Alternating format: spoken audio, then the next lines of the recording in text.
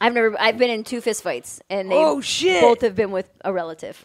Oh, fuck! Were you drunk when you fought with them? Yeah, both times. The one time, did you win? We went 1-1. Whoa. Same relative. Yeah, because I'm picturing. Sounds like we need one more. I'm picturing like Aunt Estelle and stuff. You're talking about what? I'm picturing like old Aunt Estelle or some shit like that. No. My age. Yeah. Shit hitting you with a fucking Longenberger basket and shit. Both of these happened after day drink. I guess this could be a party story. Okay, I was drunk here we both go. times. Let's do it. That kind of leads into it.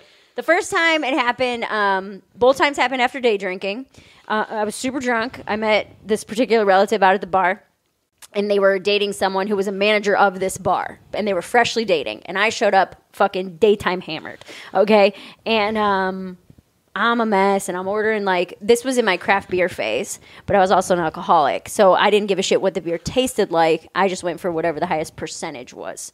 So whatever was 9, 10, 11%, I would take it. I would make that face the whole time I was drinking it. I used to do that too, and I hated that. I don't know why. I hated it too. It was so gross. But I was committed to being a 2014 craft beer person. You know what I mean? Like in the boom of craft beer, I was like, this is my shit. So I was so mad when that happened. Yeah. When the craft beer boom I happened? hate craft beer. I think it all tastes like shit. I don't really There's like some that are good. I don't even like the taste of beer. I don't either, but I do like Kraft mac and cheese. Now we're cooking, Myka. That is a good one. Mm-hmm. I've never had Kraft mac and cheese beer. Here's the other thing. If I would have said that, if I would have been like, oh, and I like Kraft mac and cheese, Myka would have been like, oh, okay. Is that what we're doing? That kind of humor? Fucking would have dogged my ass for days. But she didn't, so why are you bringing it up?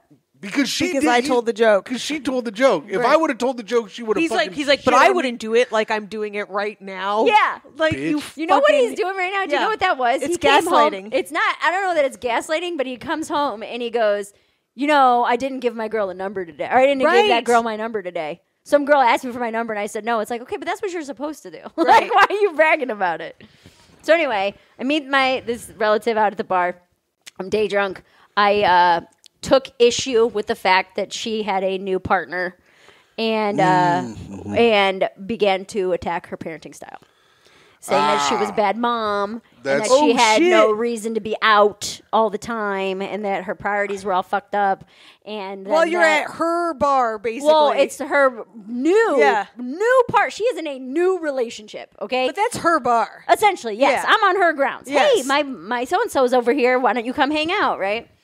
And so we go, and that obviously escalates.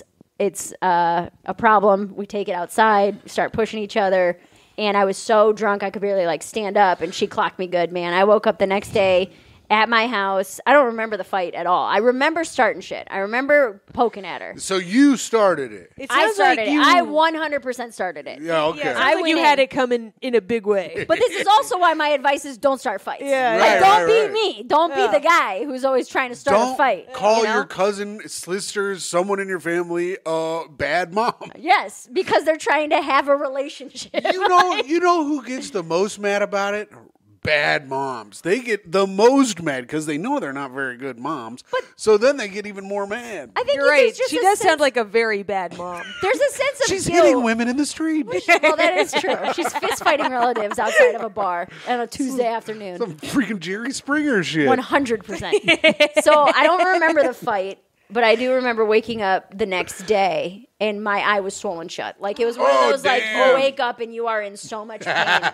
Like I'd never been in a fight before. Damn, she got you good. Oh yeah, I had a big black eye. I had a giant bruise under my chin. Damn, has CPS checked out those kids? Caught me with an uppercut. I'm assuming she took it all out on me. Damn, she uppercupped your ass. Yeah. So wait, did you call it uppercup? That's what Miss Pat says. She says uppercupped. She I goes, love that. And then I was uppercupping his ass. Is what she always says. So that was the first time, and we made up after that, and it was fine. And then a couple years later, we were running a 10K. Drunkenly?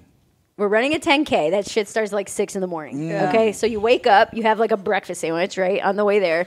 And then this particular 10K was sponsored by Tito's. So after the race, it's a 10K. It does not take that long. It's like 7:30 in the morning when we're done.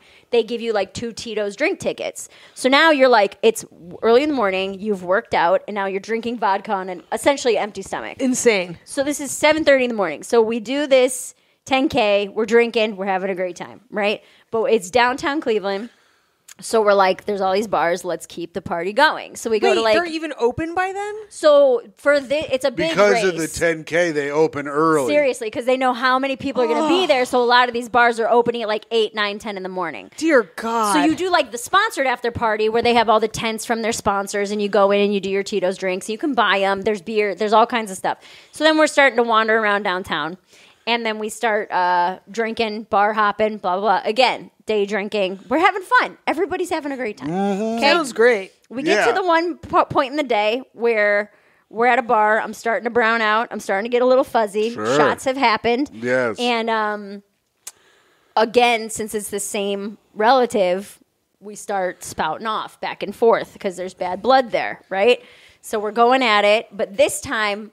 they were more drunk than I was. Mm-hmm. So mouths are running, and then they grabbed their keys like they were going to go drive. And because I care, I was like, you're not going to drive. You're going to get in an accident. So, like, I went to go stop them, and they started to run downtown Cleveland, and I tackled them to get them to stop running over, like... yeah, so like, but we're both drunk. That sounds like a nice thing to do. It is, until she turned and clocked me. Yes. Right. But I was on top of her, so I flipped her over and punched her back. Yeah. It's hard. You don't get as much leverage power this way. No, you don't. So she's not closing your eye on a shot like that. No, she got me, but she didn't knock me out. Right. So, but I like flipped her over and had her down, and I like gave her like a 1-2 real quick, like a don't do this here type of thing. Yeah. And then I can't remember what happened next. I don't know if she got up and called an Uber or if she took her keys and drove. I don't remember how she got out of downtown because, again, I remember I started to get fuzzy. But I had a first date that night. Perfect. So this is probably like noon, 1 o'clock. Mm-hmm. It might have been later than that. It might have been closer to 2 or 3 because the first date was flexing on me. It was this dude that I met. I used to work in a really nice bar. And so people came in. You had to have a membership to be there. You had to have a lot of money. So this was one of the members was taking me on a date.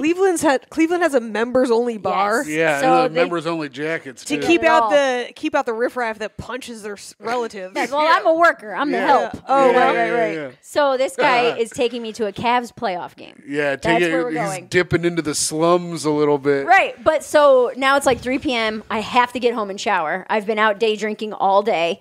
I just got in a fist fight. I'm hoping I don't have anything going on. So I like vaguely remember going home, showering, taking an Uber back downtown, and I met him for dinner.